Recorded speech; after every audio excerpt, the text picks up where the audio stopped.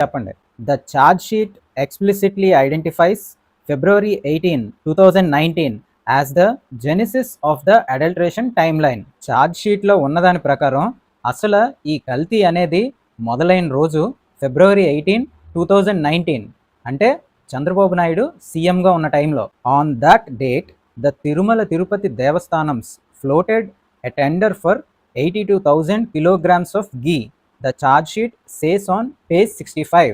Charge sheet page 65 ఏమని చెప్తుందంటే February 18, 2019 సంవత్సరంలో తిరుమల తిరుపతి దేవస్థానం 82,000 kgs నెయ్యి కోసం టెండర్ పిలిచింది.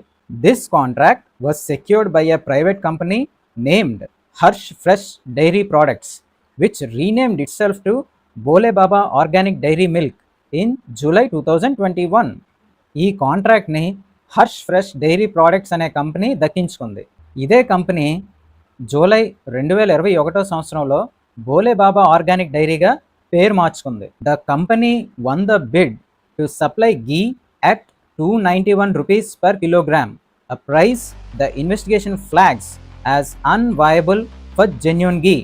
అంటే ఈ కంపెనీ కేజీ నెయ్యి 291 రూపాయలు సప్లై చేయడానికి టెండర్ దక్కించుకుంది.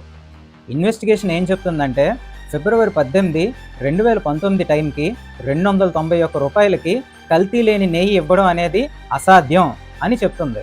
The SIT also states that Harsh fresh instead of manufacturing Agmark special grade cow ghee prepared the adulterated ghee and supplied the said adulterated ghee to TTD. Laddu కోసం తిరుమల తిరుపతి దేవస్థానానికి Agmark special grade cow ghee మాత్రమే supply చేయాలి. కానీ Harsh fresh company అనేది Agmark special grade cow ghee supply చేయకుండా కల్తీ నెయ్యి supply చేసింది.